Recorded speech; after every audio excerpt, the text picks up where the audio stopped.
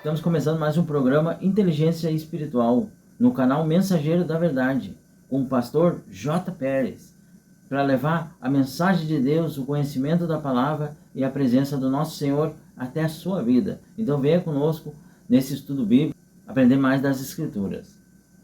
E hoje nós vamos estar estudando Gênesis capítulo 11, que fala: toda a terra como a mesma língua.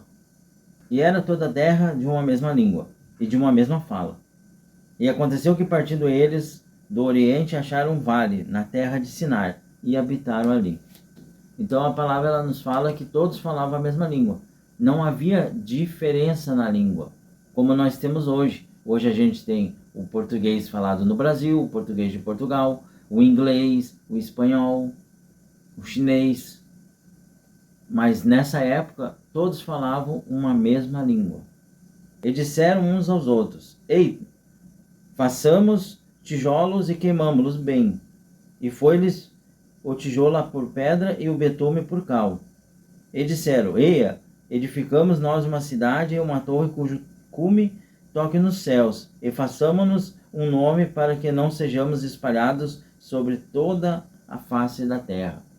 Então eles dizem: vamos fazer tijolo, vamos queimar bem para ficar firme o tijolo e vamos fazer uma torre. Vamos fazer essa torre chegar até o céu. E vamos ser conhecidos, e isso vai fazer com que a gente não se espalhe sobre a terra. Então desceu o Senhor para ver a cidade e a torre que os filhos dos homens edificavam. E o Senhor disse: eis que o povo é um, e todos têm a mesma língua. E isto é o que começam a fazer. E agora não haverá restrição para tudo o que eles intentam fazer. Ou seja, o Senhor viu que o desígnio do homem já era mau por natureza. Falando a mesma língua, era rápido para se juntar e querer fazer o que é errado. Então Deus diz: não, vou botar uma dificuldade aí, uma língua diferente, para evitar o pior no futuro. A confusão das línguas. Eia, desçamos e confundamos ali a sua língua, para que não entenda um a língua do outro. Assim o Senhor os espalhou dali sobre a face de toda a terra, e cessaram de edificar a cidade. Então o Senhor olhou e disse: vamos fazer ali com que eles se confundam, né? Que eles falem cada uma língua e eles não entendam o que estão falando. Hoje a gente até consegue, com o desenvolvimento, aprender novas línguas. Claro, precisa de estudo, precisa a pessoa se esforçar. Hoje, com a facilidade que tem, algumas pessoas olham um filme e elas começam a gravar ali as palavras. A gente até fala, não fluentemente, como o nativo daquele lugar. Mas a gente até consegue entender, consegue se comunicar. Mas isso, anos depois, com um aprendizado. E não é todo mundo. Querendo ou não, não é todo mundo. E isso faz com que as nações fiquem separadas. Porque cada qual fala a sua língua, os seus costumes. Por isso chamou seu nome Babel, porquanto ali confundiu o Senhor a língua de toda a terra. E dali espalhou o Senhor sobre a face de toda a terra. Essas são as gerações de Sem. Sem era da idade de 100 anos e gerou Arfaxade, 2 anos depois do dilúvio. E viveu Sem, depois que gerou Arfaxade, 500 anos e gerou filhas e filhos. E viveu Arfaxade 35 anos e gerou Selá. E viveu Arfaxade, depois que gerou Selá, 403 anos e gerou filhos e filhas. E viveu Selá 30 anos e gerou Eber. E viveu Selá, depois que gerou Eber, 403 anos e gerou filhos e filhas. E viveu Eber 34 anos e gerou Peleg. E viveu Eber, depois que gerou Peleg, 430 anos e gerou filhos e filhas. E viveu Peleg 30 anos e gerou Reu.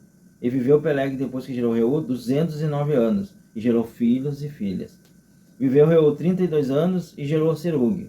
E viveu Reu, depois que gerou Serug, 207 anos e gerou filhas e filhos. E viveu Serug 30 anos e gerou Naor. E viveu Serug, depois que gerou Naor, 200 anos e gerou filhos e filhas. E viveu Naor 29 anos e gerou Aterá. E viveu Naor, depois que gerou Terá, 119 anos e gerou filhos e filhas. E viveu Terá 70 anos e gerou Abraão, Anor e Arã. E essas são as gerações de Terá. Terá gerou Abrão, Anaor e Arã. E Arã gerou Aló. Agora vocês estão conhecendo, né, da onde vem a genealogia. E como Deus tinha dito que os anos do homem seriam 120, eles aqui estão indo diminuindo, né? Um após o outro. Já está em 200, daqui a pouco chega no definitivo, que é 120 anos. E morreu Arã, estando seu pai Terá ainda vivo, na terra do seu nascimento, em Ur dos Caldeus. E tomaram Abraão e Naor mulher para si. O nome da mulher de Abraão era Sarai, e o nome da mulher de Naor era Milca, filha de Arã, pai de Milca e pai de Iscá. E Sarai foi estéril, não tinha filhos.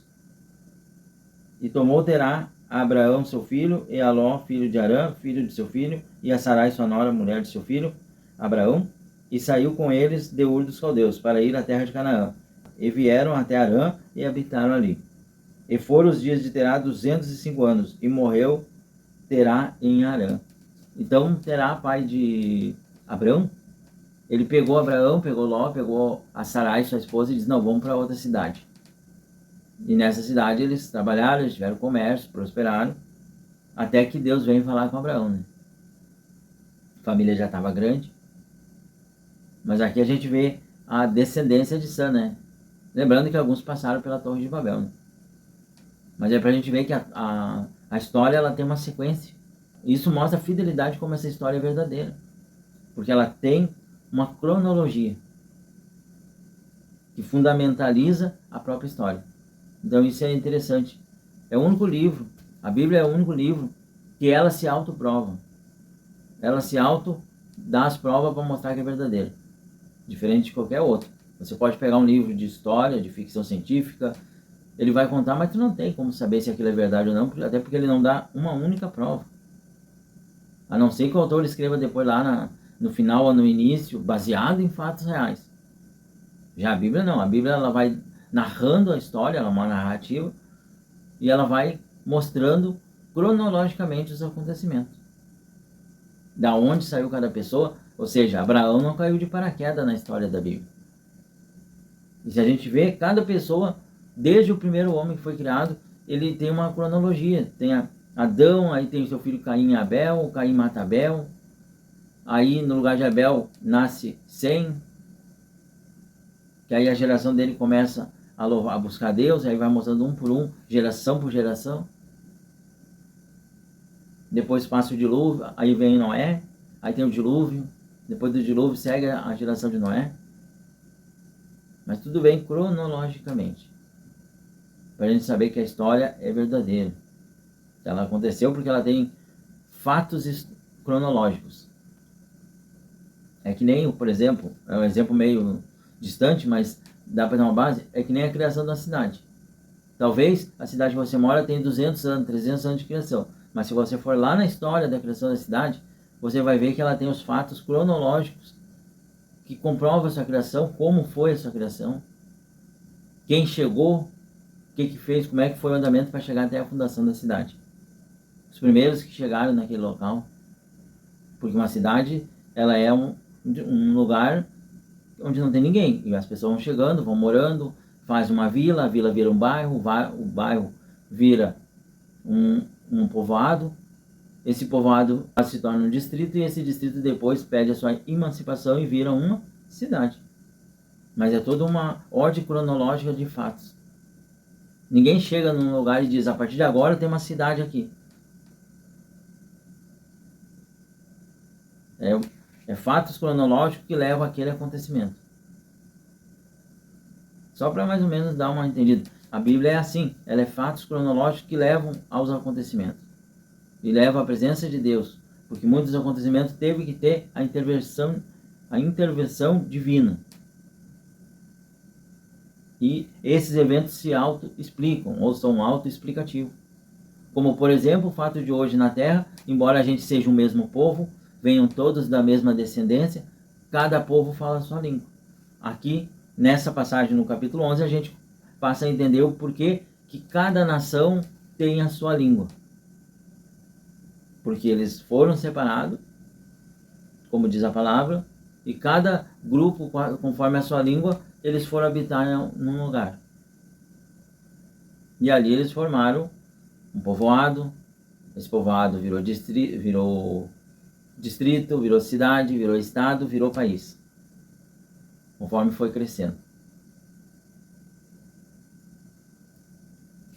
Essa é a ordem cronológica que nos comprova a veracidade dos argumentos e da história bíblica. Para quem tem dúvida, né?